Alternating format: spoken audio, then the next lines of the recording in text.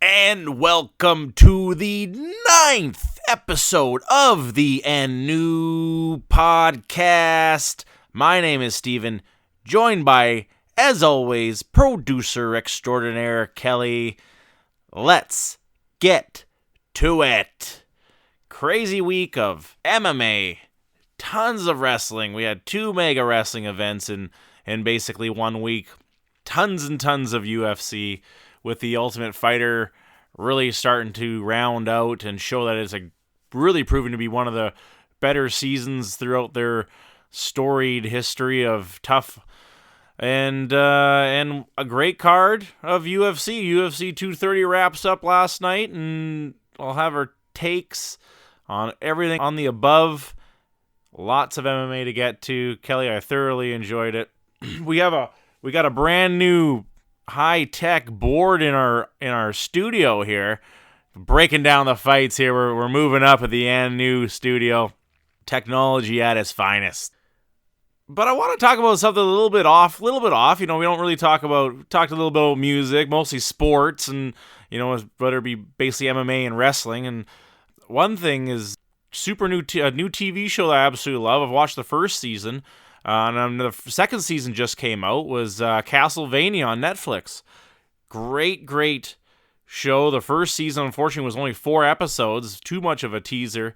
But the first season was absolutely fucking amazing. Super gory. Don't watch it while you're eating food, I can tell you that much. It's just super, super gory.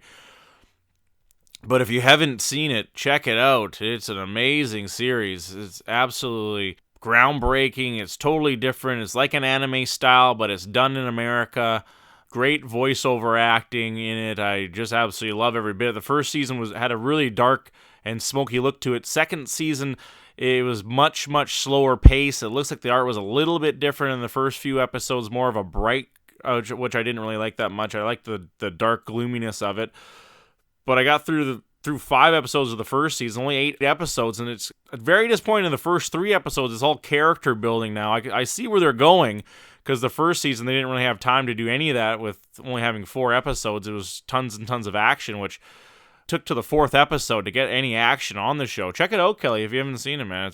It's really good, gory, and it's a really good adaptation. I'd probably say the best adaptation of a TV show or a movie from a video game ever. They did a really good job with it. I wasn't really into the video game that much. It was okay. I always thought it was super hard.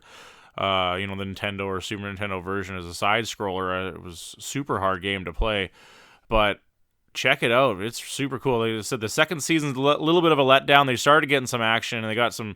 They went good with the gore again, and I don't want to spoil too much, but now it's just more about the war and how Dracula has like he's got like a kind of like a whole war council of other vampires, and there's a few humans, and these humans have special powers. I don't want to spoil too much if you're going to check it out, but it's well worth it. I'm excited to see where the second season is going to go, and they've already been approved for a 3rd season as well, so it's a really cool show.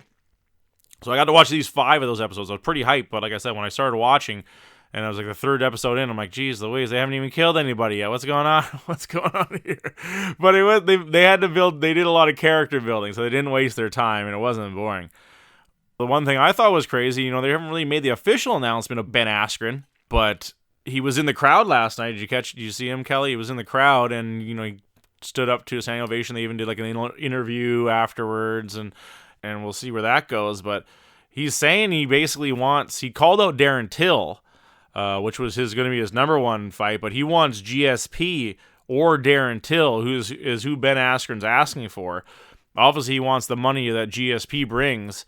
I think the fight with Darren Till is an easy fight for him. He wants him because his best friend, Tyron Woodley, just demolished him, and Ben Askren's a very similar fighting style. He doesn't have the hands that Tyron Woodley has, but he is maybe a little bit better of a wrestler, and obviously he wants that fight because I think you can see it as easy money, and for all purposes, it kind of is. He just got outmatched last time by a wrestler, and that's the one thing that Ben Askren did say, though, is that he would 100% never ever fight T. Wood.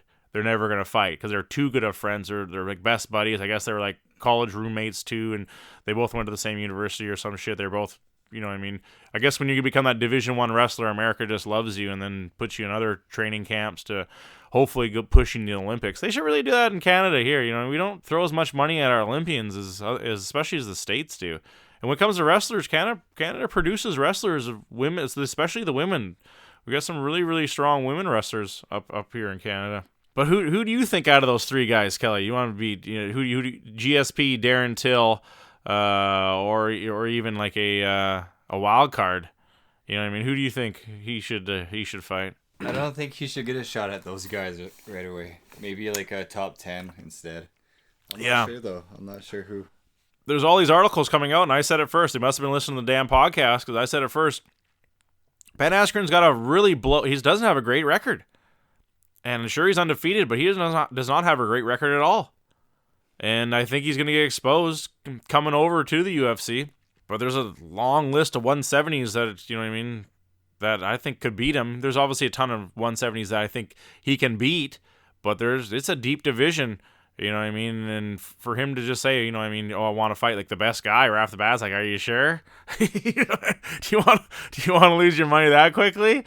You sure you don't want to maybe beat a few lower level guys first, make some more money?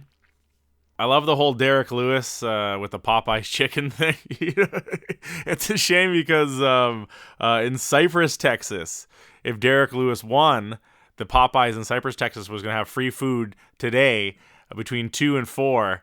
And but unfortunately, you know, I mean, we all know he didn't win, but that would have been super cool. But Derrick Lewis has a contract to be a spokesperson with Popeyes, and he gets free Popeyes for life.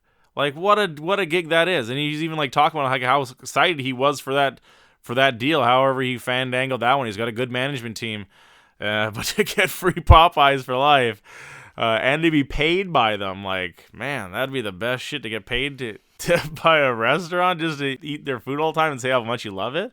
I'm a huge Arby's fan, man. I wish Arby's would pay me. Listen to this. If Arby's people are listening to the show, I know you're out there listening to this show. Hook me up. I'll talk about Arby's all the time, man. I love Arby's. Philly beef and Swiss. That's my sandwich. People can knock on Arby's all they want. They hate us because they ain't us. Love Arby's. I love it. Honestly, it's shitty because they got rid of all the Arby's here. There's the closest one I don't even think is. I think it's Kamloops is the closest one. Like, what the hell? But there was a rumor they're going to be starting them back up, but I haven't seen it. Come on, people. Let's get these Arby's back here. Love me some Arby's. Curly fries. What other place got curly fries? You know what I mean? Americans got it the best. They have all the fast food chains you can think of. And they all got cool shit. Up here, we got the basic ones, you know, McDonald's, A&W. I like Triple O's is good, but man, is that pricey. You get more bang for your buck, though, I guess. At other places, super toss up, though. I don't know. I think I'm gonna go Arby's. Yeah, I want to be sponsored by Arby's if I must. Church's chicken's good. I like Church's chicken. Let's do it, Arby's. Yeah, exactly. Let's do it, Arby's. Love Arby's. Had on the presser, Jon Jones' first presser with Gustafsson. Did you see it, Kelly? They got into a bit of a pushing match there. They got, you know, they did the face off, and then they both stood there, you know what I mean, facing the camera, and then Jon Jones kind of puts his like arm in front of Gustafsson, and then Gustafsson does the same, you know, kind of goes in front of him, and then Jon Jones pushes him, and a little bit of a fracas ensues, but I think it's just for the show. Yeah, I think it could be a little bit of that. Yeah, a little bit. You know, Jon Jones is a bit of a D-bag, you know what I mean? But obviously a little bit for that. You can always kind of tell in the UFC if it's staged because then, like, you know, normally if it's a real fight, both crews are in there right away, you know what I mean, separating them. But this, just Dana was up there, runs onto the stage and separates them. So I thought, you know, maybe it's really nothing. It's like kind of when Cormier and Brock Lesnar first got into it. Yeah. You know what I mean? They were pushing each other, but nobody even stepped in. You know what I mean? So I thought, like, you know what I mean? Why doesn't anyone step in? Oh, it's staged. Oh, that's I watch a lot of wrestling, okay? you gotta ask these questions when shit's going down like that. You gotta realize it's not all it seems to be. But I think I think the fight sells itself as the rematch.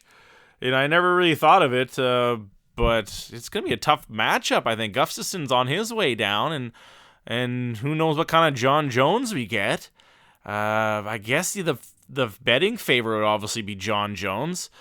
But who do you think, Kelly? Like Gustafsson or Bones? Who do you think is going to win that one? Who do you think takes it? I think Jon takes it. Yeah, I think so too. I think he's going to get the edge just because he's always been so dominant, and I think Gustafsson's chin's kind of gotten worse a little bit over the last few years. Over his last fight. So I give it to Jones too.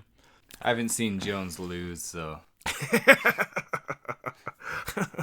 What's the most fucked up thing is his only loss was to Matt Hamill from disqualification. You know what I mean? Yeah, that was funny. Exactly. For elbowing the crap out of him. After he was already beating the crap out of him. Yeah, exactly. That's the worst. Exactly. You're in full mount. You're just elbowing the dude to death. And he's like, no, I can't continue anymore because you were already knocked out beforehand. And don't tell me that those two elbows did any different. But that's one thing Matt Hamill has on his record: a win against Jon Jones. He can retire with that on his. He can always tell his kids, "I beat Jon Jones." Who's gonna look back and really look into it? But it's ramping up. Damn, Toronto gets such a damn good card. I hate you, Toronto. Scum town, Toronto. Pig town. Jeez Louise, Toronto. Smell you from over here, buddy. I don't know why they keep throwing good cards at your shitty ass town. Toronto, you suck. Did you, on this real depressing note, have you watched the video of Stephan Bonnar getting arrested? No. I had no idea. It's very depressing. It's kind of like he was like super wasted. Obviously, he's super drunk. We've all been there. But I got a bit more wits about me than to drive home. But he could have just been, because they don't really show the whole video, I think he could have been like just looking for a place to pull over and sleep, maybe. I'm giving him the benefit of doubt, but the video is not flattering. He's just obliterated, and they hard take him down, and it wasn't a good look for Stephan Bonnar, unfortunately. And I hope his brain damage doesn't have a part in that. I thought he was like a talent agent or something like that, or like a scout for some kind of minor league MMA organization. I thought he was some kind of representative, some kind of spokesman. Sad news for Stephan Bonnar, you know what I mean? And hopefully this is not the end of him being a spokesperson for MMA. Obviously his fighting days are long done, but you never want to see somebody like that, you know what I mean? We've all been wasted and absolutely hammered, and you look like shit, and you don't know what's going on, and we all have a little bit too much fun sometimes, but shitty news. That John Gotti the third won again, and he obviously beat up a nobody, but celebrity MMA fighter, John Gotti the third, the grandson of the crime boss, is tearing people up. The dude looks shredded and jacked, but when I saw the quick video, it was only 30 seconds. I thought put him up against that Geordie Shore guy, the British. He was like a part of like the British Jersey Shore show, like on their MTV.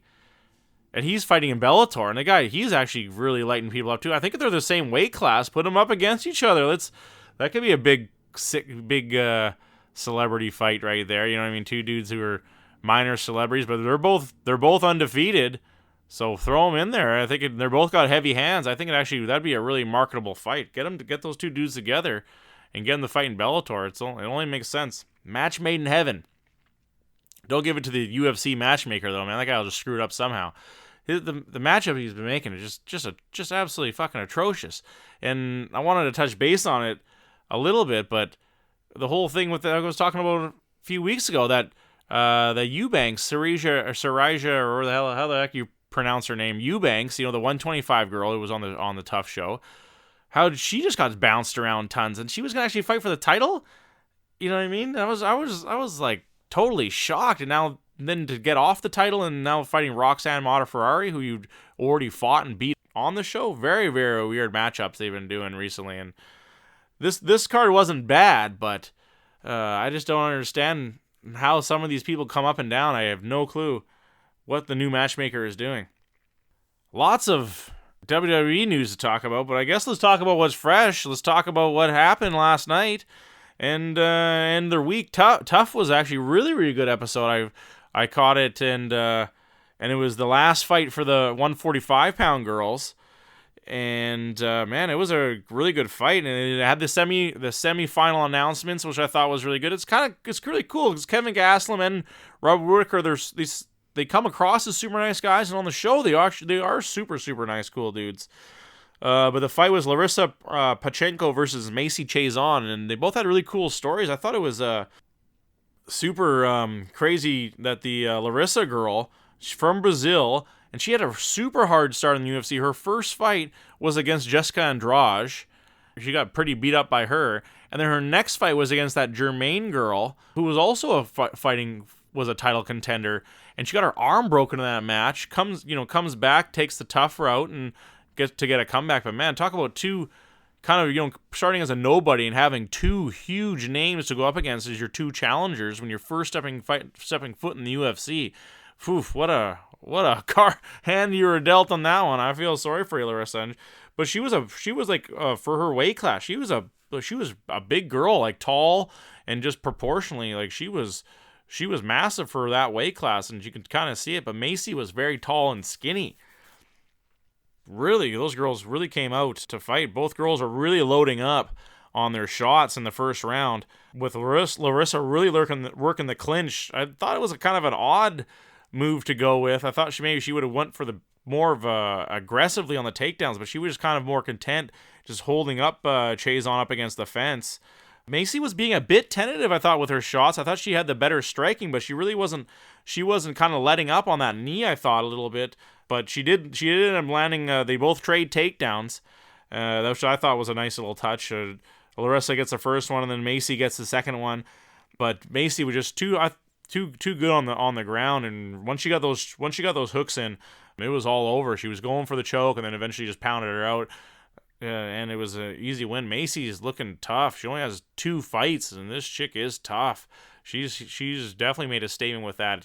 Her tall, lanky style, I think, is just going to work against all the other girls. And then it's cool to have the announcement of the semifinals with Michelle versus Justin Fraser. I think it's an easy win for Michelle. He's just such a world-class grappler against, a very, very slow Justin Fraser. I don't know how else to politely say how terrible the guy is. He did win his other fight, but he just laid on top of Anderson Silva, and I don't think he's going to be able to do that against a world-class grappler like Michel Batista. The 145 bout for the girls announced was Yulia versus Pani, and I think that's going to be fireworks. But I think I give it to Yulia in that one. I think Yulia takes the show. She's just so tough, and her fight really impressed me. How she came back to really whoop on that girl in armbar. Crazy comeback. And Juan versus Maurice. We get the grudge match. Everyone obviously that we've seen that one coming. It's gonna be a tough one for Maurice. I don't know if he can, what kind of grappling skill he has, because he just has beat the crap out of everyone he's fought, which is stand-up, but we'll find out. Juan's a huge dude, too, and when they were standing side by side, the size difference wasn't all that crazy, with Maurice is usually towering over top of everybody, and I'm excited to see where that one goes. That one's a toss-up. That one's a really big toss-up, and then the other fight is Macy versus Leah, and I think Macy's just going to walk right through. The size difference was huge. Leah was so like a foot shorter than Macy, and Macy's stand-up is just far too good. Leah showed me nothing in her fight, and I think it's going to be an easy win for Macy to go on to the final. I think it was announced as the 30th, I think, is when it is going to be. The end of the month, I think, is when that Ultimate Fighter is going to be on. So that'll be pretty exciting. Good episode, good season of Tough. Keep it coming. They got to keep doing this, man. Just make the next season all heavyweights. Just get more heavyweights in there. I think it's working. That brings us to the main event of the evening. UFC 230 did not disappoint. What a great card. It was awesome. Due to technical difficulties, Kelly didn't join me at last night, but I did drink my fair share of beers last night. Rolling, rocking it up still. Rolling, rocking it up. Love Rolling Rock. But had a good time, and we enjoyed the card. I thought the undercard, which I got to watch, the one fight that impressed me was that Arce guy versus Shimon Moraes. Man, they really went to it. That's how you can see we're pulling it up on the big board right now here, people. Maybe we'll get a camera in here one day too, and you can see all the technology we have. We got massive mainframe computers whirling in the background, crunching numbers, and if you could picture it, if you will. Which one are we looking for? I think keep going down. I think. Yeah, there it is, right there. Yulu Arce versus Shimon. I think it was. Yeah, it was Shimon Moraes. Really, really good one. That's where all the blood came from. If you saw the later on match, the canvas was just totally painted with blood. It was from this fight, and it was a really bad elbow, and they didn't stop it at all. And the guy just bled through the entire time. Like, I think he got cut in like the end of the second or the end of the first, and they never did. They obviously tried to patch it up as good as they could, but it was such a nasty cut. It was bleeding so much. It was nutty. But Arce never gave up. He got tagged a bunch of times. I thought it was weird how it was a split, because he did control the. He did have Moraes' back, but he just kept on getting tagged and really was getting dropped. So I don't know how somebody could have given the fight to Arce. Could have given him all 2 out of 3 rounds. I thought that was a bit of an odd call. In my books, I had it 3-0 for Moraes just with the knockdowns. And Arce was good. He was a game fighter. I think he was from the Contender Series. Wow, we are really moving up here in technology here. We got all the stats and everything. Wow, that was a cool thing, because since it was in New York, it was a lot of New Yorkers were on the card too. Wow, we got the takedown defense. 1 out of 5 takedowns for Arce. 2 submission attempts, and the striking percentage for Arce was terrible. Wow, 31 and 21. Moraes just edged him a little bit. See, the 2 knockdowns, I think, is where I give Moraes. Oh, it was Moraes. Yeah, the 2 knockdowns are where I give him the edge here. I don't know how anyone could give an Arce he's got less punches landed, 1 takedown. You know what I mean, and less total. Oh, he had more total strikes, which is 46, but the percentage wasn't there. I don't know how. Like I said, I don't know how somebody gave him, but it was a really good fight. Both those guys really came to bang, and it was a really, really good fight. Wow, the technology we have in the studio, people. I can't say it enough. But that one really stood out for me in the undercard. Lyman Good knocking out Ben Saunders. I thought it was supposed to be it was supposed to be.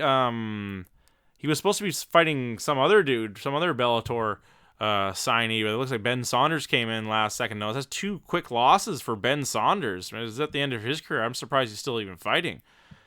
Who knows? Because he really got knocked out in this one. He got really KO'd tonight. It was good. It was a good night, Irene. That's for damn sure.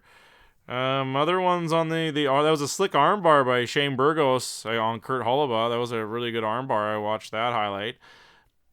We actually had a draw. New York pulling out the draw. And then it brings us to I think it was still in the undercard, yeah.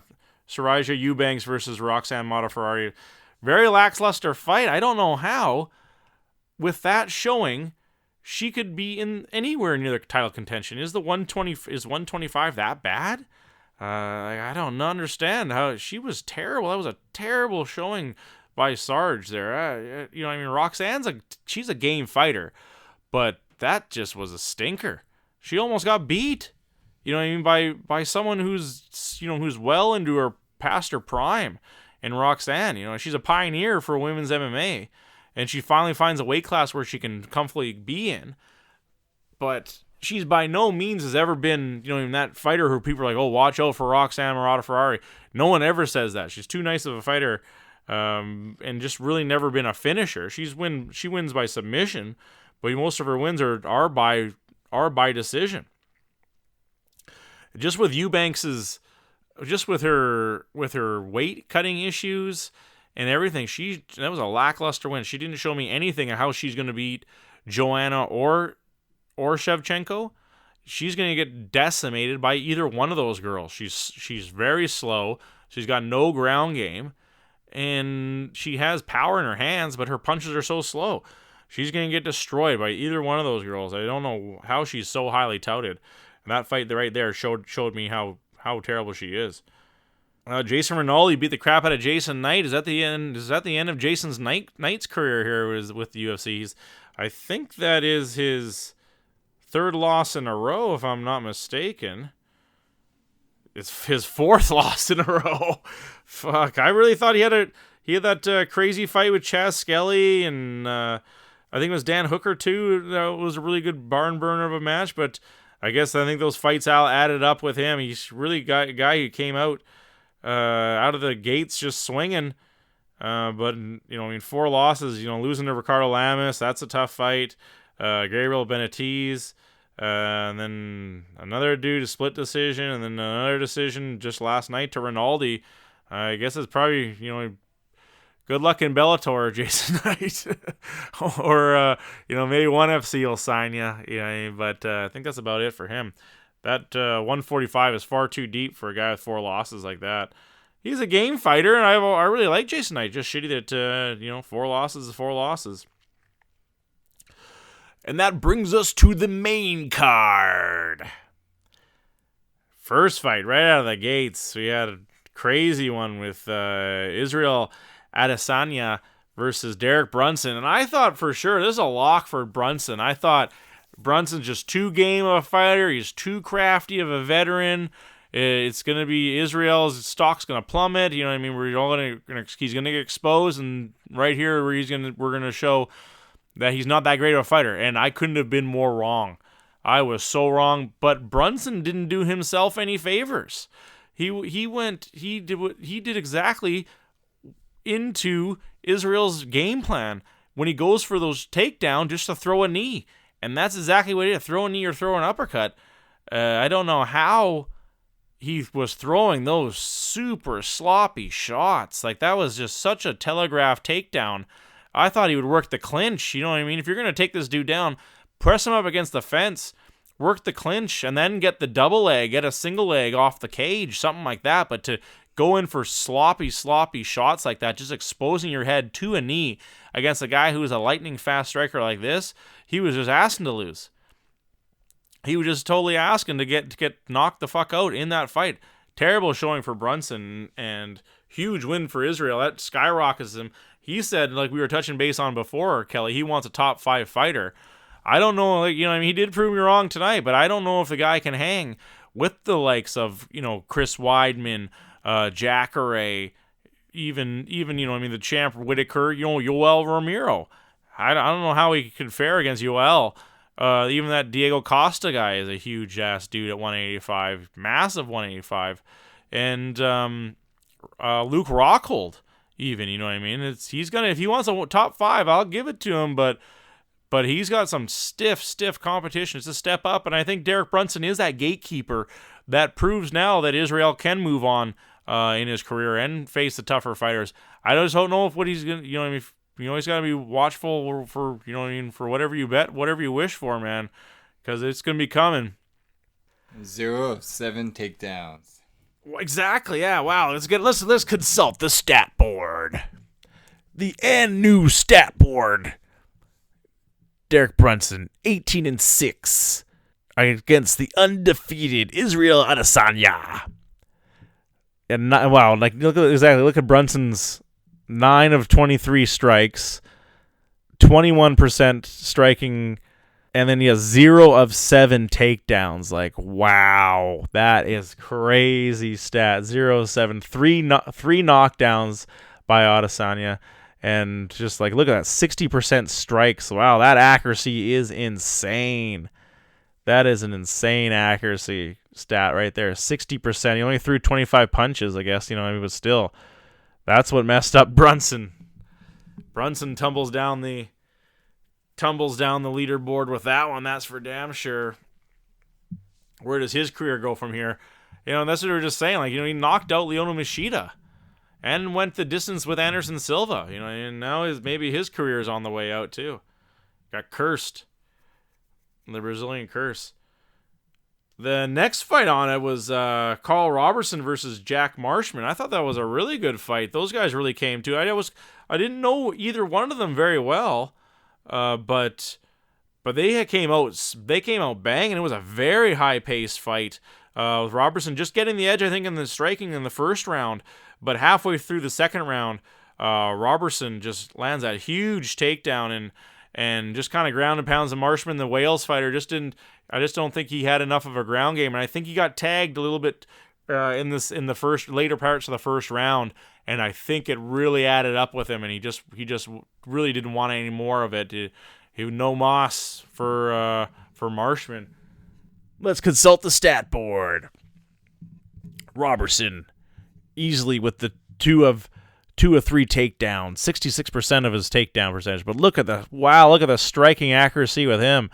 90 of 135. He was just tagging. You could see by the end of the fight, Marshman's face was just beat the shit afterwards. He just couldn't keep up. only 20%, 27% for Marshman. Man, that just says it all right there. Is that just how, Carl Robertson coming in, man. The guy is lightning fast, and he's good wrestler too. That's what he was saying in his post-fight interviews. He's wrestling. When you're in camp with Corey Anderson, you got to be a good wrestler, and he proved that. He's a well-rounded guy, well-rounded fighter, and I think we're seeing a lot more of these younger guys coming up. They're really well-rounded American wrestlers who are really kind of leaning more on their striking. And we'll see. I think it was Walt Harris is another guy. He's the heavyweight though, and I want to see more of that guy too. Same thing, very very game grappler, but his striking is probably his strongest point. The next fight was really surprising. Jared Cannonier versus David Branch. David Branch was the local guy in this one, and man, he was just beating the shit out of Cannonier. Cannonier's first fight at 185. The guy fought at heavyweight. He fought at 205, and now he's making his rounds at 185. I thought for this fight, man, did he ever look shredded? He looked shredded. And I was like thinking, did that weight cut have something? Did that affect him? Is that going to affect him in the fight, or even for the future for being healthy? Because man, the dude was super shredded. To go from, I think he was a pretty decent sized heavyweight too. To go from that, like to basically lose 50 pounds to be 185, and he came under 185 too. I was quite impressed.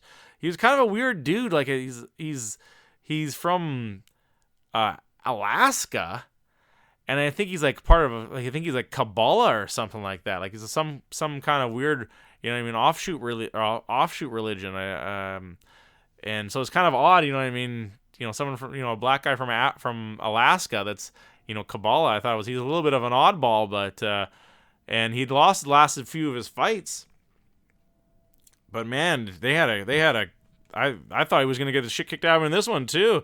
Comeback of his career, totally, man. With Branch was just controlling the whole match, and I was so nutty because I was just saying I think that weight cut affected Cannonier too much, and then bam, he pops him in the head with that huge overhand right, and then follows up with some ground and pound, and Branch had no choice but to tap. But talk about a weird career for Jared Cannonier. The guy comes out with probably the biggest win of his career, reinventing himself at 185. Yeah, he lost to Jan Blachowicz. Oh, and he got knocked out by Dominic Reyes too. Oh, wow. No wonder. And he kind of had it up and down. Lost to Glover Teixeira. That's tough. That's a tough fight for anybody. He lost to Sean Jordan at heavyweight too. Wow, he got knocked out. And that's probably when he went down. He's got some good wins. But he's got to win over Tony Lopez. That's that dude I was talking about a few weeks ago. Gamest fighters out there. And then to beat David Branch, man, huge win for him. Fighting out of the MMA lab with Benson Henderson. I think it's probably helping him out. They have a lot of Alaskan guys at that gym for some weird reason. You want to pull up the stats there? Let's go with the stats breakdown. Branch, really, wow. 3 out of 10 takedowns. Holy moly. I thought he did land a few good takedowns. He had a few heavy takedowns. But his very weird, similar striking stats with Branch really not throwing that much, but similar striking percentages. It's just, there was very even up until that, actually, huh? I thought I would have given much more to Branch, actually. That's odd. Cannonier actually had 31 punches, and Branch only had 13. Very interesting. But huge win for Cannonier. I don't know where that puts him at 185. There's another 185. There was a lot of 185s and 205s on this card. Where does that put him in the rankings now? Definitely, he's got to move him up because he was kind of unranked because of that. Because obviously, it was his first fight at 185. You're not Conor McGregor. You can't just do whatever you want and just go be the number one contender. And the last minute replacement, Jacare DeSouza versus Chris Weidman. It was a really, really good fight. You can just really see the skill level of these dudes, man. They was such a good fight. I was super excited to see this one when I heard that Jacare was going to be the replacement. Both guys were just trading bombs throughout the round. But I have to give I actually gave the first round to Weidman. I thought he was just landing a little bit better. And in the beginning of the fight, I was thinking Jacare's stand-up's going to be better than Weidman's. And I was totally wrong with that assumption as well. And Weidman was really tagging with a good 1-2 and kind of got Jacare a few times. There was that one time where he just kind of skinned his chin, where I think if he could have landed that one, it probably would have been good night Irene for Jacare, and the fight would have been over. But then once again, the second round they come out swinging for the fences, and both guys are just trading again. The third round, I think maybe we saw a little bit of Weidman's gas tank dissipate, but Jacare somehow found that extra tank, and he was really piling on the punches. It really showed how good his gas tank was, and he really crisply lands that crazy punch right on the side, right on the temple, and Weidman just basically fell right back over. It was a bad stoppage though for Miragliotta, because Weidman can barely even do anything, and Jacare is forced to pound him out because the referee isn't stopping it, and I think he may have broke his jaw afterwards because he's holding his chin, really, and when they're announcing the winner, he's holding his chin very weirdly, and it's just unfortunate. The fight could have been stopped, but here Dan Miragliotta says no, he could have beat him up some more, and I think it could have broken his jaw with that extra last punch. It's like the fight with it was Mighty Mouse's fight against Dominic Cruz for the 135 belt, and it wasn't a similar situation, but it's kind of a weird situation. Like last second fight, like the whole fight, he's getting beat up. Demetrius is getting beat up the whole fight basically, but there was like 30 seconds left in the fifth round, and he caught a knee and broke his jaw. You know what I mean? He went through the whole fight without any injuries or any breaks. 30 seconds, boom, breaks his jaw. That's gotta be the shittiest injury to have. You know what I mean? I couldn't imagine having to have wire your jaw shut. Fuck. That would suck. Soup for that long? Ugh. I don't even want to think about it. Huge win for Jacare though, and that's got to catapult him back up to the title contention again. Does he unfortunately have to meet up with his rival Yoel Romero again, or does he kind of bypass him, and hopefully this stupid matchmaker doesn't make any stupid matches and he's gonna have to fight him again for some stupid reason, tying both those dudes up? Because I think they have no, just once. I could have swore they fought twice. No, just once. Which he lost, close decision. Lost to Whitaker on a split decision to Gastelum too. Jacare staying active with that Weidman win's a huge win for him, and a good feather in his cap for coming up for fighting for getting his title shot. He beat Gegard Musashi. Beat Tim Bosch. Vitor Belfort was an easy win. There's a guy who should come back for one of those legend fights. Give him as much TRT as possible, and bring Vitor back. Let him fight somebody else at like heavyweight or something. Super jacked up Vitor, all roided to shit, fighting Tank Abbott or something. That's what I thought they should have had at the UFC 225. I thought that it's not that great of a card, but they should have had a Legends fight Why the hell not? You know what I mean? Even like make it like a grappling exhibition or something like that. You know what I mean? Bring back legends like Dan Severn or something stupid. Even though Dan Severn's like 100. He was still fighting till recently too, but I think he quit a few years back because his last few fights he just got knocked. He was getting knocked out constantly. Let's take a look here. Talk about Dan Severn. The guy is I was mistaken on the timeline, but his last fight was 2012, so he would have been he's 60 now, so he would have been like 54. Like, that's crazy. You know what I mean? Fighting when he was 54, and he won. His last fight was a win, but he's got 101 wins, 101 and 19. Like, that is insane. Some of the dudes he has fought too. Obviously, in his later years, looks like he just was going to every local organization, a lot of King of the Cage shit, and just fighting total nobodies.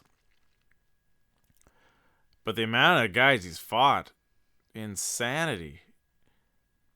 There's a few losses, mixed in there, obviously, in his later years. But I guess he just was willing to. Shannon Rich is a guy he fought all the time. He just fought tons of... James Thompson, too, he fought as well. He lost to him back in 2004. Lee Mean, even, he fought. A guy from... he's from Lethbridge. Ruben Villarreal. Jonathan Ivey, that's that weird-ass little short dude. He's like an old fighter, too. Tony Bonello. Seth Bertuzzelli he lost to. And this is like in the 2000s, so he's already like old. Justin Eilers he beat. Forrest Griffin he even beat too. Travis Fulton, there's another dude who's fought. I think he has like 300 wins, Travis Fulton. He's just been fights every day of the week, I guess, and just roams the circuits in the South, I guess. But one of the pioneers of the UFC, especially in his early days, he was huge in it. Vale Tudo and fighting Oleg Tektarov. He lost to Ken Shamrock, lost to Hoist Gracie. Beat Tektarov twice. Beat Tank Abbott. The dude just had one hell of a storied career. I lost to Mark Coleman. Goes to a no contest with Jeremy Horn. Man, just his early years, he was really, really good. But the one thing that sticks out is probably the worst fight in MMA history. Don't look it up because it's 30 minutes of probably the most boring fight I've ever watched.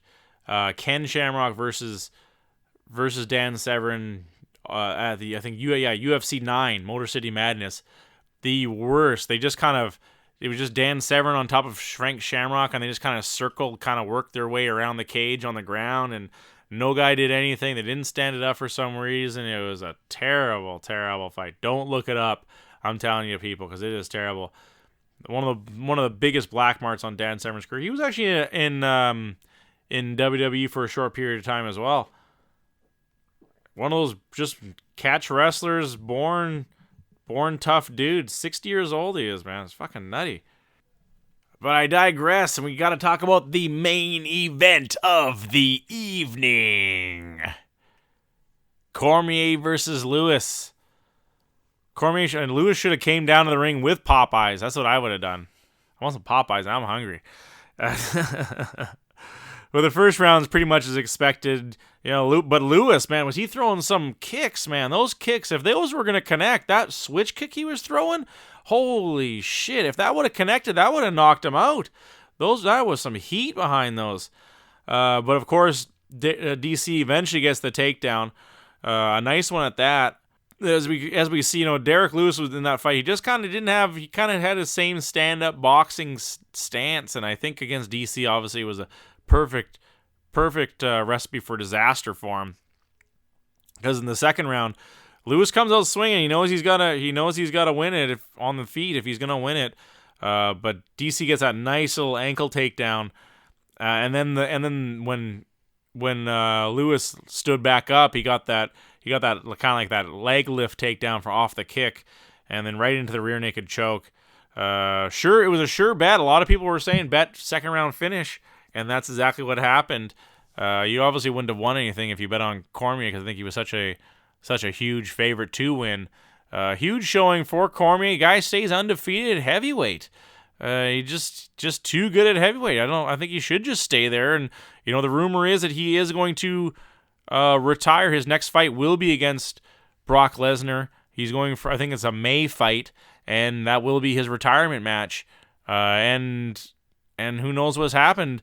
That was the big news, that Brock Lesnar was going to be in the crowd, but just the logistics of it, I thought were a little bit too unrealistic, because Crown Jewel was just on Friday morning our time, and then for him to fly from Saudi Arabia over to New York, I'm sure if he had a private jet, I'm sure Vince McMahon would let him use his private jet, but even logistically, I think time-wise, that would be super tough on his body to go to main eventing that, and then to go have to fly, however many hours from basically the other end of the world to New York, and then to get in the crowd to be able to push him around or do whatever.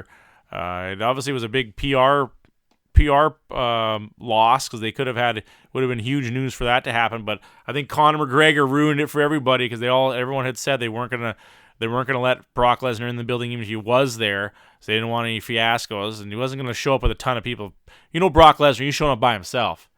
He doesn't need no dollies to beat up with 20 drunken, coked up Irishmen with him. Brock Lesnar's gonna show up by himself, probably with his wife, and he beat him up in front of his wife, something like that. But he should have had Cain Velasquez. DC should have Cain Velasquez, and then Cain Velasquez could have come out of nowhere with a chair and smashed Brock Lesnar. That's what they should have done. But it could have been cool to see him in there, but that's probably down the road. We'll see something go on here, and it'll be huge for them, and huge payday for Brock Lesnar. Who knows what the hell he's gonna get? I don't want to touch base on what happened to Brock Lesnar and Crown Jewel. I'm totally fucking shocked with what went down. But it's crazy. Great week of fights. Excited for next weekend. It's the UFC 25 in Colorado, right back where it started from. UFC 25. It's a fight night, 130, 139, and Chan Sung Jung versus Yair Rodriguez, which I thought was a crazy style matchup, and we'll see what happens in that one. I think I got to give it to Rodriguez in that one. Cerrone versus Mike Perry, pretty good fight. I'm excited for that one. I think it should be good, and obviously two banging dudes. Both of them don't have the best of jaws. Here's that chick that Larissa girl fought, that Germaine de Randamie, very tough very tough Brazilian kickboxer. Oh, she's going up against Raquel Pennington, former title contender. And Ray Borg, he gets his fight after he got injured by the dolly against Joseph Benavidez. If you see Joseph Benavidez come back again, alpha male guys, they kind of fallen up. Jim has fallen off the face of the earth with Uriah Faber stepping away from it and kind of more focusing on real estate and shit like that. And I can't remember who's in charge of that gym now, but it's definitely gone downhill. That's for damn sure. Macy Barber versus Hannah Seiflers. Just really a bunch of other nobodies. I really would have liked them to have some kind of cool fight on this one. Bernil Dariush versus Thiago Moses. Yeah, not really a great card. It's a few good fights, you know what I mean? But still, even the main card isn't that great. But, whatever. It's a free card, and the main event is good, and the co-main event is good, too. But I would have liked to see a legend fight. I think they really should have done something like that. And that goes down next weekend. Long weekend coming up. Remembrance Day. So I like this idea. So Cain Velasquez. Yep. He flies out. Yes. Hits Brock Lesnar, right? Yeah. And then what's gonna happen after that? How do we build a story to where DC needs to fight Brock Lesnar? Or it's they build some sort of rivalry, it's a fake one though, WWE type of storyline. Well, generally what would happen is if it could be Kane and DC, and they both start beating him up with the chair.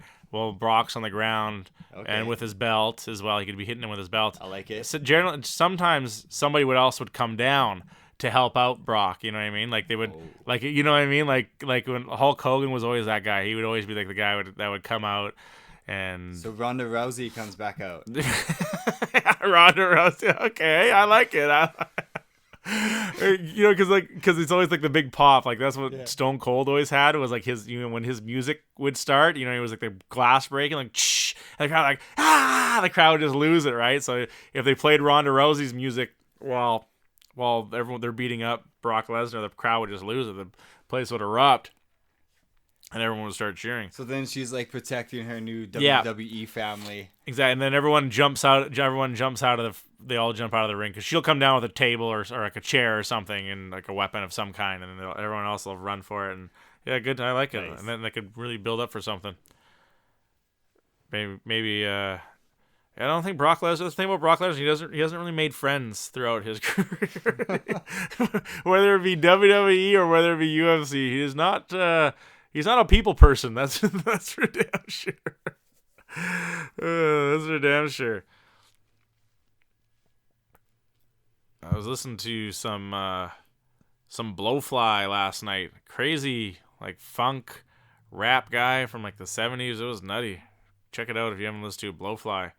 Really opened up my mind.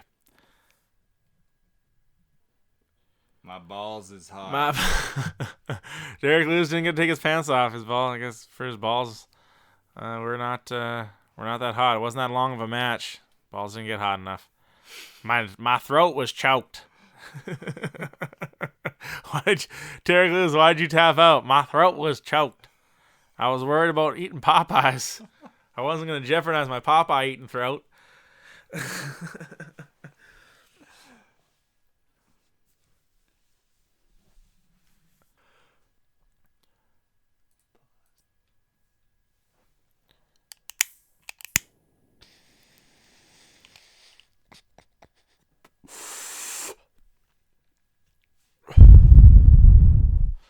Just going for a smoke break. Death Bubba smoke break. This is the cool thing about Canada now.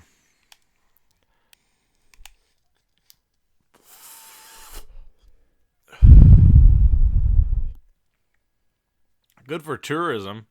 The whole legal weed thing and everything. I'm sure there's lots of people going to be coming up to Canada now. Why not?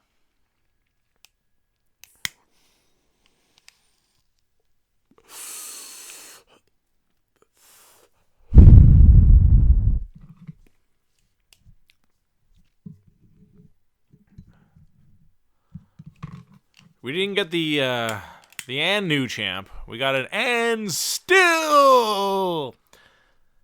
Good win for Cormier. End of the day. He'd go down in history as probably one of the best UFC fighters of all time, and deservedly so.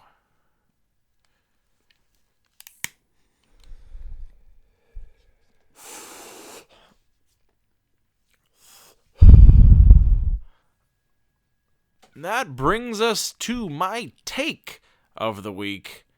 And I'm with the video game market going absolutely insane. We're right in the midst of the video game season. All the new games are coming out for Christmas. They've just kind of given up to release games throughout the year because they know if they release it November, December, they're going to make so much money. It's insane.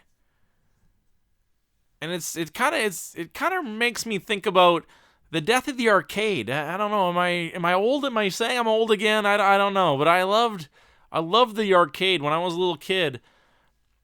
That's what really got me into video games. I had like an Atari and shit like that, but the arcade was something I was always wowed by. I think that's really, the arcade kind of had technology that you couldn't get in your home unless you wanted to buy an arcade game. It was basically like a Super Nintendo in a massive box. Is what it was. But I've always loved going to the arcade. Like games like Street Fighter, especially. Obviously, technology's gone up huge, and you can have the best technology in your house when it comes to video games. But that arcade has always had a fun feel to it, no matter what. Even to this day, there's only one in our neighborhood, unfortunately. In Metrotown, and it's a really cool arcade. It's split 50-50. the one side is like all arcade games, and the other side is kind of like, like those ticket games. You know what I mean? Which is fun as shit for the kids, I can tell you that much.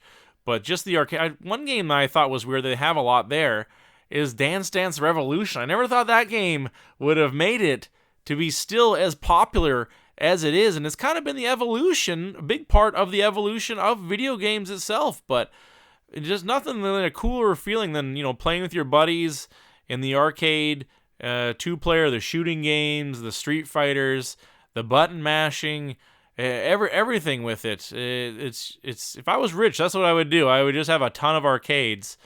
They'd be just, my energy bill would be through the fucking roof, and I wouldn't be more happier than having that. Pinball, even, pinball was cool, and it's a shame. I don't understand.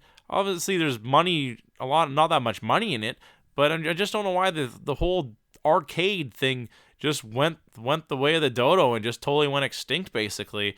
It's very rare you see them out there.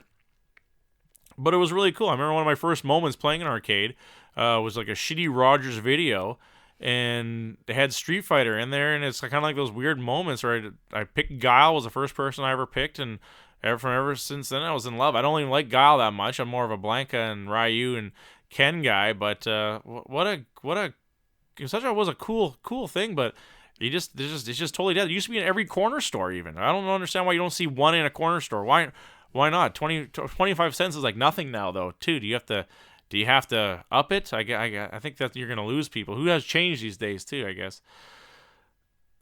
But it's come this time of this season, everyone always argues. It's always Xbox, PlayStation, PC. Kelly, you've got all the systems. Which one do you prefer out of all of them? Well, it depends what you're playing. Of course, obviously. But for me, I like Xboxes because that's what most of my friends have. So. Me too. Yeah, exactly. I'm the same boat. The thing with the Xbox too, I think the reason why I really did hitch my wagon to it when it first came out was the original Xbox. No, I think it was the 360. Yeah, it was on the Xbox 360 that Fallout was an exclusive. Fallout 3 was exclusive to the Xbox 360. I think that's the only reason why I bought it. Because I was such a huge Xbox, huge Fallout fan, and I really do enjoy the Xbox. The Xbox One controllers I'm not happy with, though. If I have to make any knock on the Xbox, I like the feel of them.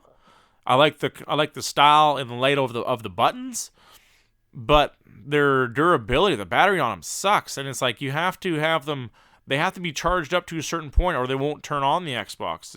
It's what I mean. It's so stupid. I don't know what their battery life on the stock ones are fucking terrible. You got to charge them constantly. Fix that shit on the next one. What do you think it's gonna be? Xbox 2? I've had the little rubber parts come off the analog sticks, and the little bumpers part breaks too. Like they just don't work anymore after. Yeah, the left bumper on one of my controllers is totally fucked too. Exactly. They had such a good controller. Like I said, I like the layout. They just need to work on the fundamentals of it. But I like them all. Why can't we like them all? When it comes to everyone's so segregated when it comes to what systems you play. And I got nothing against PlayStation. I got nothing against PC too. But you know what I mean. I think the PC gamers are always PC master race. They always think they're the shit. You know what I mean. Whatever. You got a lot of the good games. You know what I mean. Yeah, we do. Exactly. You get a lot of the good games. You get the versatility to be able to manipulate games a little differently too, and you get the different platforms where you can have all platforms, but it's the price tag that's on the PC that obviously is what scares me away. You know what I mean? Xbox, you buy it and that's it. You know what I mean? You pay for your monthly subscription or your yearly subscription, whatever. PC, if you're not upgrading that bitch, and the thing could have cost you $2,000 or $1,500 up, you know what I mean. And then if you got to upgrade it all the time too in order to stay with it. Just be on a level playing field. Otherwise, of course, people are getting way more frames per second. Exactly, right. So you got to upgrade, buy new graphics cards and video cards all the fucking time, right? So that's the thing that bothers me about the PC. You know what I mean? Obviously, it's a good system. There's nothing wrong with PC at all. Remember back in the day, though, it used to be Sega or Nintendo. You know what I mean? That was the big rivalry, Sega or Nintendo. Once again, I like them. I love them both. I love the Nintendo game, the Super Nintendo games. And I love the Sega games too. Like General Chaos was one of the, I think it's one of the first 3 games that came out for the Sega, and it was such a sophisticated game for its time. It was so far ahead of its time. Did you ever play it? It was a really crazy game. You had like a team of dudes, and you battle another team of army guys, and there was 5-on-5. Oh no, it was like 5-on-2, since you could control your guys a lot and be like super quick with them. You'd have like commandos. You could throw grenades and shoot a machine gun. But then you'd be up against, and each guy had different attributes. So one guy had like a missile launcher, one guy had like a flamethrower, one guy had like just like dynamite he'd throw, and you'd kind of place on a battlefield strategically how you'd fight each other. It was such a, and it was like one of the first early Sega games. And then Super Nintendo obviously had all their hits too. The video game revolution we are in right now is just absolutely insane. Especially, we're right in the middle of the new season of everything new coming out. It's just so insane. Just how far we've come from having like a Super Nintendo in a box in the arcade. That's basically the technology it was, because you couldn't get that technology at your house at that time. To go to what we are now, with the arcade is totally non-existent, and we have these crazy supercomputers everyone's building to be able to have like the nuttiest frame rate you ever think of, it. You can see miles and miles into the distance. It's just so nuts how far we've come from the Sega Nintendo. I want to get a Switch. I talked about it last show. That's what stoked my interest to have this take. I really want to Switch badly. It looks like such a cool system. Just with all the games that Nintendo always keeps doing it, and man, do I ever want to Switch. It looks like just like the coolest setup. Obviously the portability with it, and then the games that come out with it. I love Super Smash Bros. And that's one of my favorite games. I was just playing the other day on the Wii U, which is still a good system. That's why it was funny when the Switch first came out. I thought, okay, now it'll be easy to get a Wii U. No, it's like a collector's item. They only made so many of them, and they're hard to get. I could probably get the same amount of money I did when I bought it used for it. It holds its value. It's a good system, and it comes with the Wii U gamepad, which is you can do anything you can do on a computer with it. So it's super sophisticated system for what it was, and I think the Switch is just taking it to another level. Obviously, the Zelda game I really want to play. Have you seen the Smash Brothers Switch? No, exactly. Pretty good. That looks super cool. That's exactly. The new one's supposed to be super cool. They were talking about the lineup with it and everything. How much is that one? I'm not sure. I think I saw it for like just over 500. Wow, that's not bad. That's the thing about the games too. The games are always expensive. Like even like Wii U games are still worth like $60. It's like, what the fuck? You know what I mean? Nintendo always holds its value. I just love it. But with all the upcoming games we're going to see this season, we're going to see like this new era of technology that has never been seen, and I think it's just fucking super exciting. With the one game for the future that I'm really looking forward to, obviously Fallout, but that one's coming out. But there's a game called Anthem made by EA. Check it out, man. Exactly, it's super cool. It's kind of like you get like suits and you're on teams and you're fighting. It's kind of almost like Destiny a little bit. But your suit is more like kind of like a rocket suit, but it's super customizable. That's the thing about it. It's super customizable. To be like a big, huge suit. It's obviously slow and cumbersome, but it's got like heavy weapons, or like a small suit with it's more nimble and anywhere in between. So it's kind of cool. I like this. I like where they're going with that. Would you have a game you're thinking of, Kelly? Oh man, I've just been really enjoying Red Dead. I like to, ride the trails, put on my mask, hog tie somebody, throw them off a cliff. It's awesome. Fun. Yeah, That does sound awesome. Throw them in front of trains, feed them to bears. Who knows? Another really cool game that's gonna be coming out, and I think it's gonna really revolutionize the game. We used to be able to like Command and Conquer games. And like even the Warcraft game, series, like it was like army building games.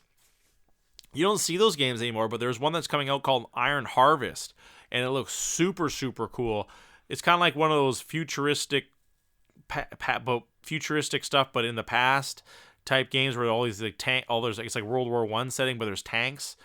and like these massive like clawed tanks, like they're like massive spider tanks type thing, and the game looks super crazy because there's all these different types of tanks you can get, like from small tanks to huge tanks to these massive behemoth tanks, and just the kind of how you use the cover, like kind of like Dawn of War had, like it really had a lot of cover and a lot of like your troops have morale in it. So like you have like a squads, and if that squad gets totally decimated, the rest of the squad is just gonna run for it because their morale is gone. You know what I mean?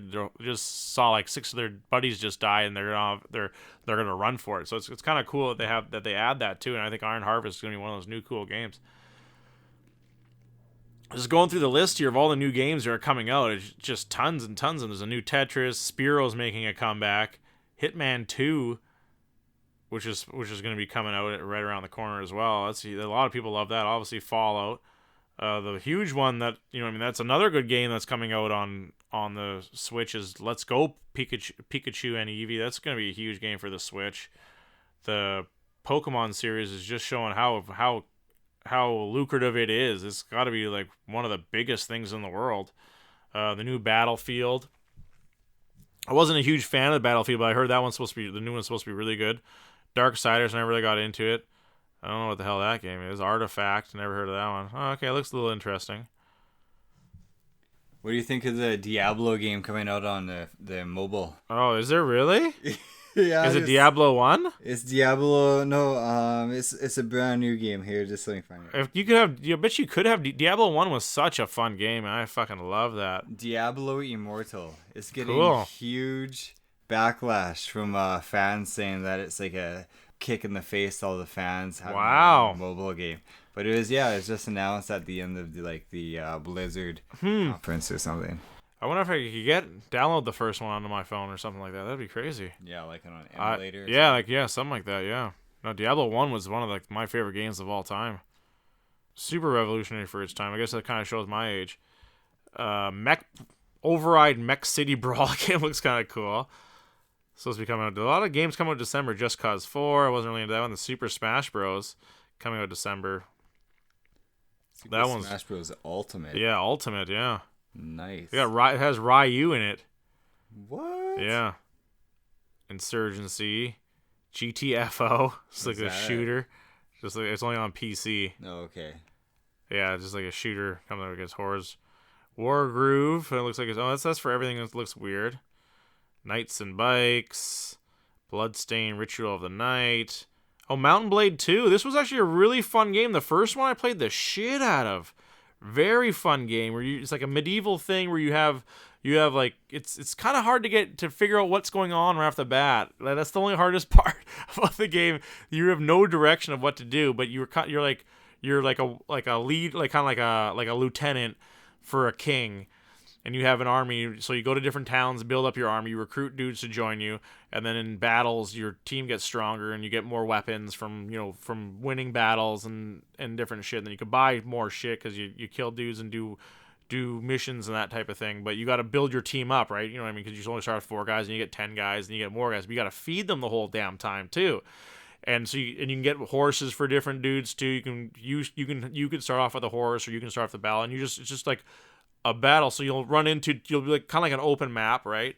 And then you have kind of like your piece, like your token, right? You're showing your guy, and you'll run into other guys. Some are your buddies, some aren't your buddies, and you'll battle them. And it goes to like a big kind of like third person battle in like a huge in different style terrain, and you're just your team versus their team.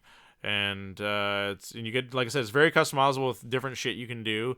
And then if you win the battle, like I said, you get the money and all their stuff, and then you can in turn sell their stuff and so on. And you get bigger and bigger and bigger. But sometimes once you get high enough in ranks with your king, you can attack a castle or defend your castle, and that's when the game gets fucking insane.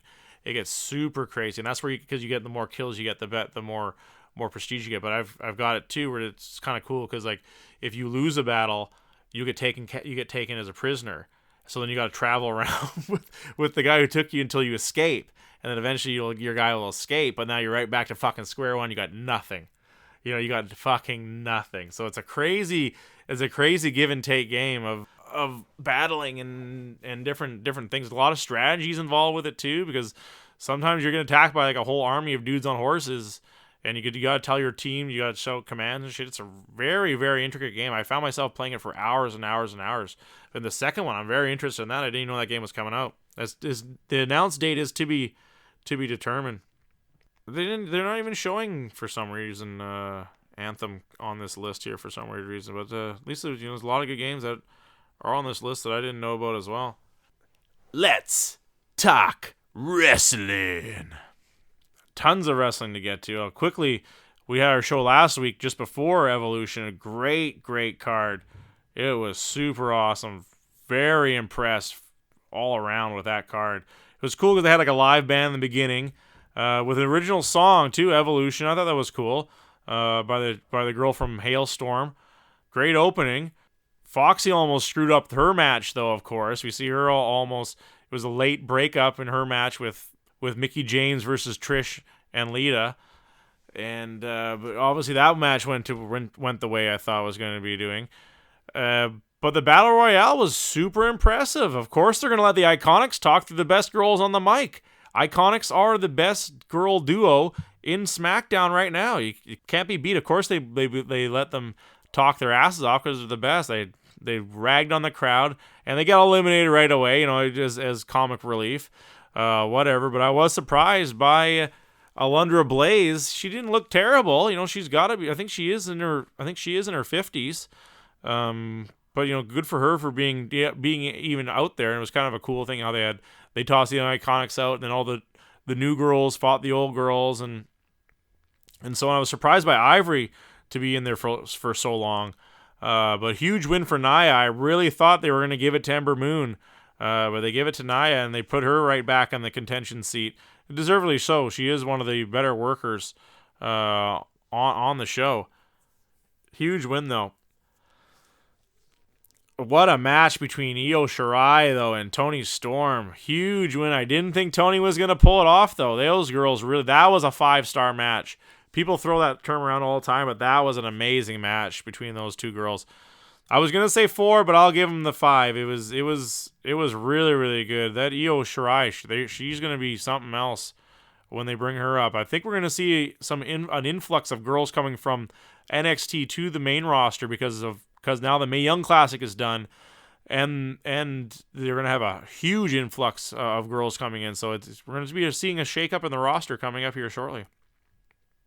And the 4 horsewomen of MMA interfere in Kairi Sane's victory loss, and we're going to see her victory is going to be being moved up. She's definitely coming up to the main roster, and the Queen of Spades, Shayna Baszler, is going to be staying in NXT. I think it works for her a lot. I think if she can stay in NXT for a while, I think it's a really good honor for her. But we saw the girls of there's like Shayna Baszler and Ronda Rousey, Kelly, and then they have these 2 other girls.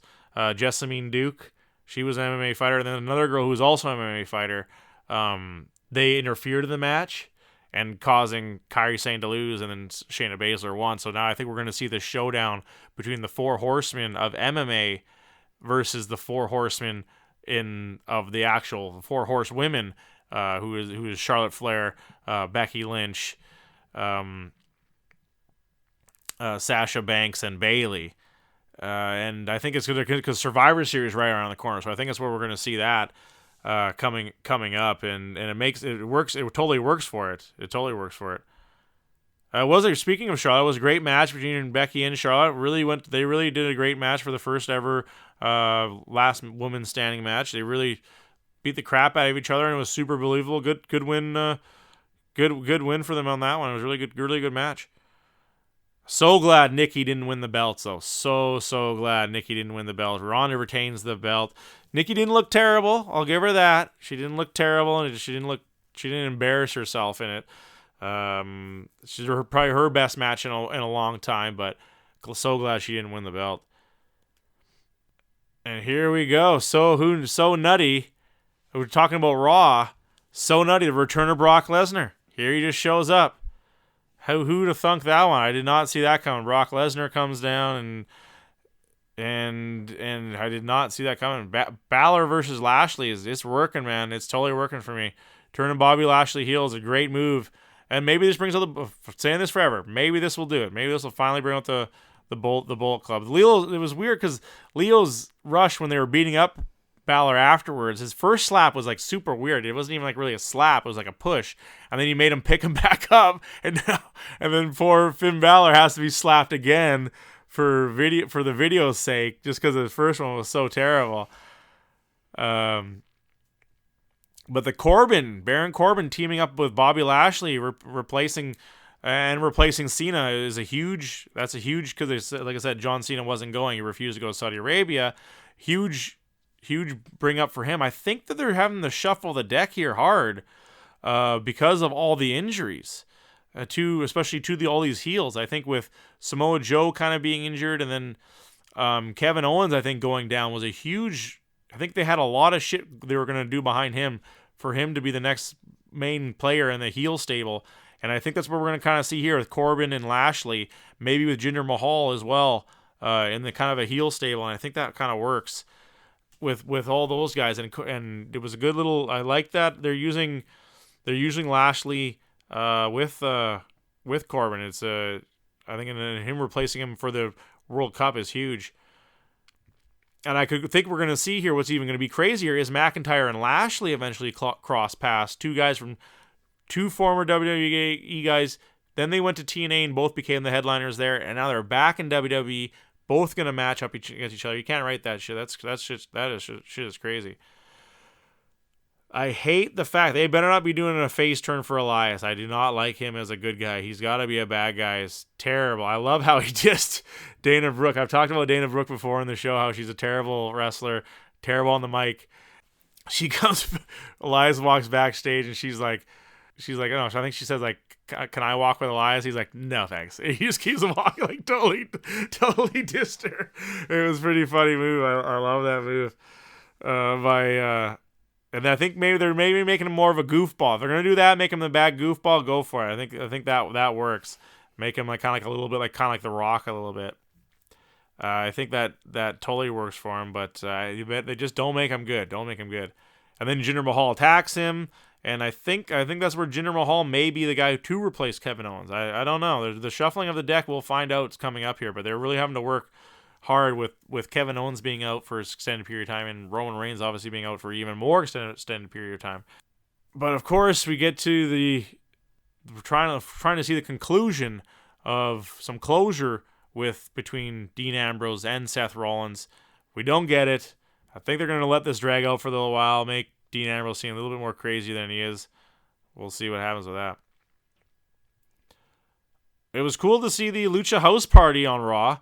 And they were putting fucking shitty ass Revival right in their place and made perfect move for Revival to be coming out, jobbing to the Lucha House Party. Lince Dorado, Gran Metalik, and Kalisto.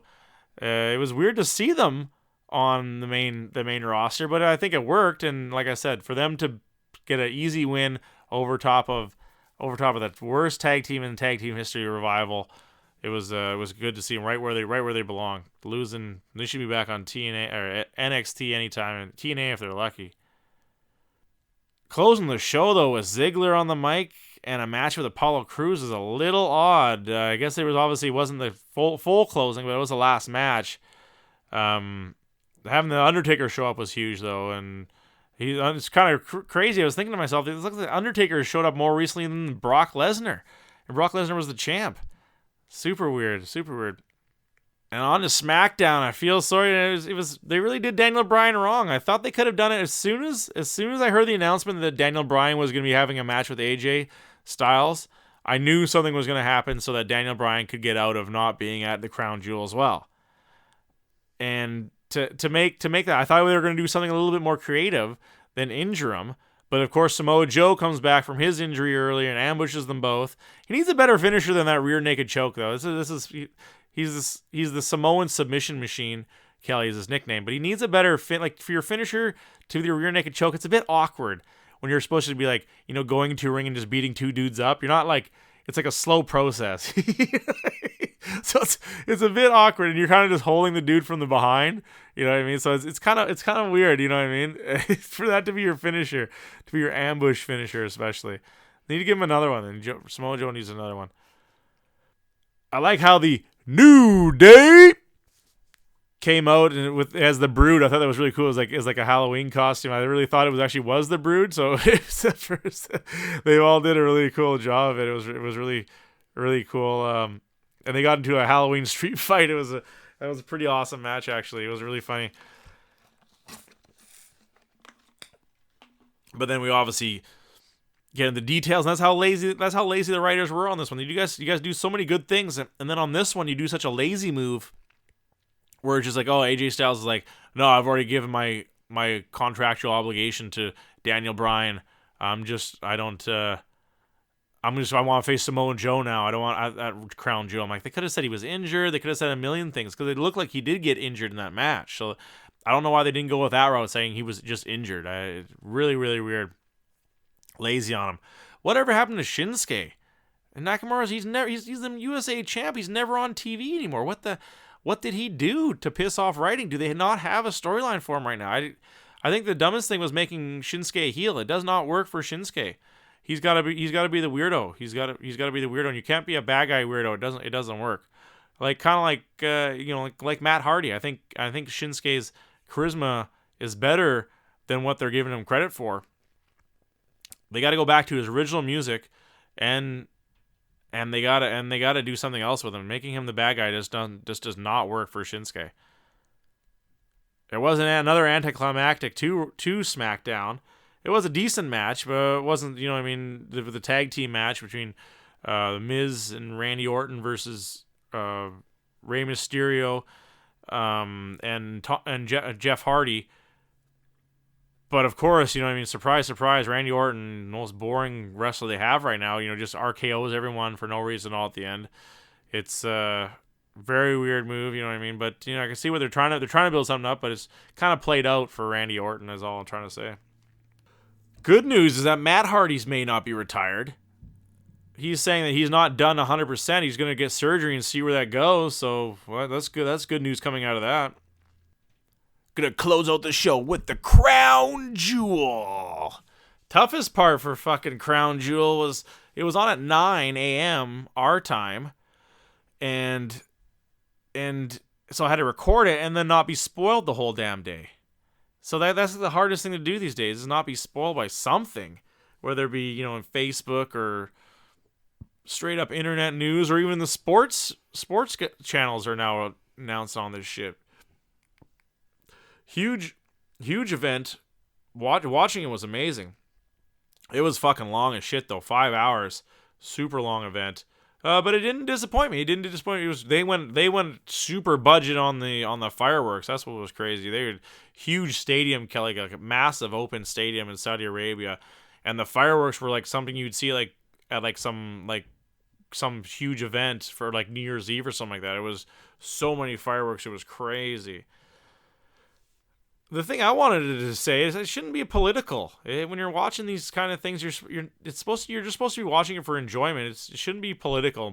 People were bringing the politics up with this show all fucking week, and it was really annoying. Just let them do their thing, and let people forget about politics. That's what it's about. You want to forget about politics. You want to forget about the real world when you're watching wrestling, and just kind of be living their fantasy world of wrestlers. I think that's what it's all about. The people politicize this shit too much, and it ruins shit. And that's what they're trying to do. They're trying to ruin this event, which it didn't work. Talking about politically incorrect people, Hulk Hogan opens the show up. He comes out because I think they were really mad. The Prince was there too. It was crazy. The Prince was there at the event, and I think they were mad that John Cena was backing out, so they wanted Hulk Hogan. So Hulk Hogan just came down and said all his catchphrases. And and kind of just opened the show, and that was the only time we got to see him. It was cool, kind of like the way they had it's because it's different. I guess it's different to be a better way to say it. The way they have like like on a floor, like for like an event, they got seats, right? Like normal, like like plastic seats, right? But in this one, like all like it's like royalty sits at the floor, so the floor isn't filled with seats, and the seats that are there are like these massive like cushion seats like this, almost like this, and they're just like tons and tons of, so all these people have these massive seats that are sitting on there, super nice. and it's not, like I said, it's not even filled. So they have like this like super VIP section in the bottom, which is kind of, like I said, it's interesting.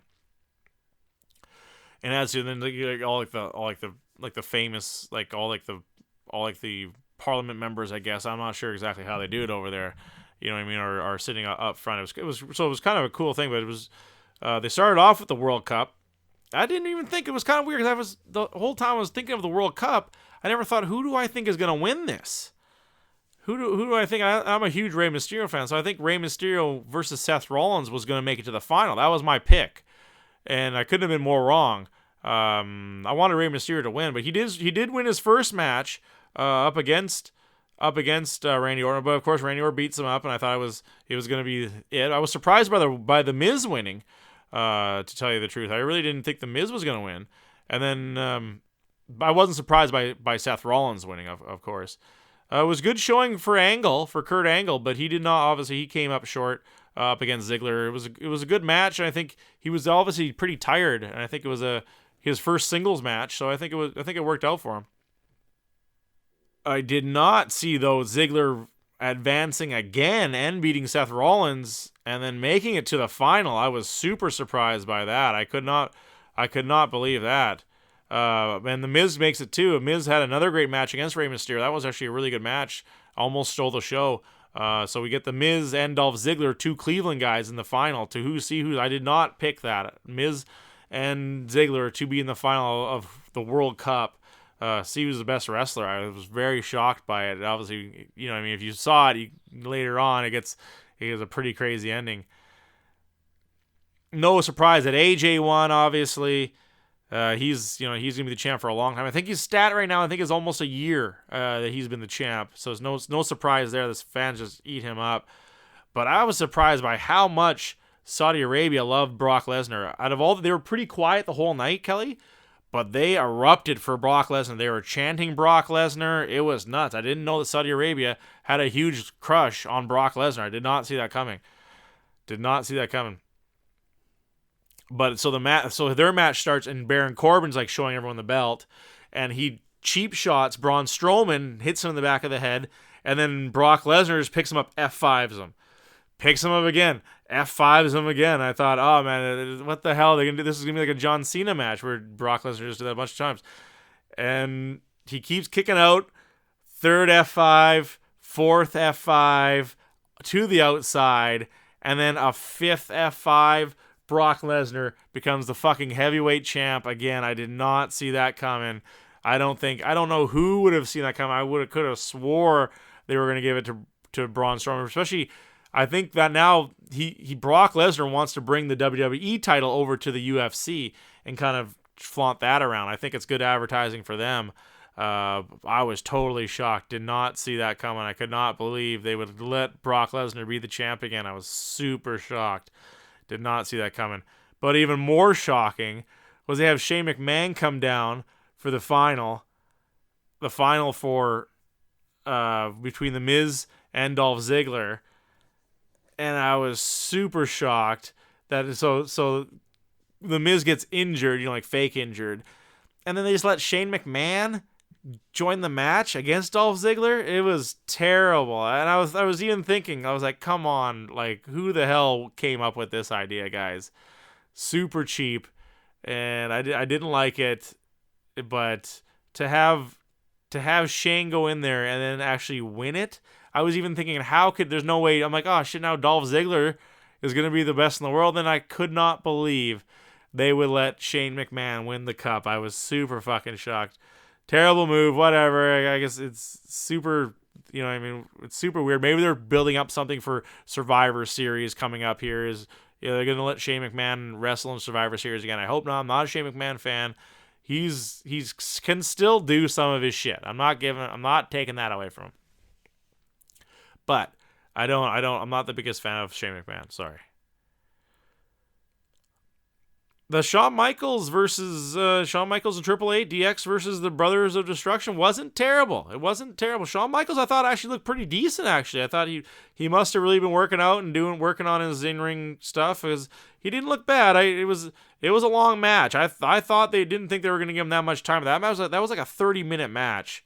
That was pretty nuts. Triple H actually tore his pec like early in the match, Kelly, and he's still doing moves with one hand. Like you could see, like he couldn't even move like I think it was his right side of it, like his right arm. He was doing most of his moves, but still getting slammed. Like he got slammed through the announce table with a torn pec already. You know what I mean? So he was outside of the ring for quite some time after that. You could clearly see he really fucked himself up. But they still got the win with a torn pec. He still got the win. I couldn't. Still, that's super professional. Is Triple H? I couldn't believe how he still managed to squeak it out.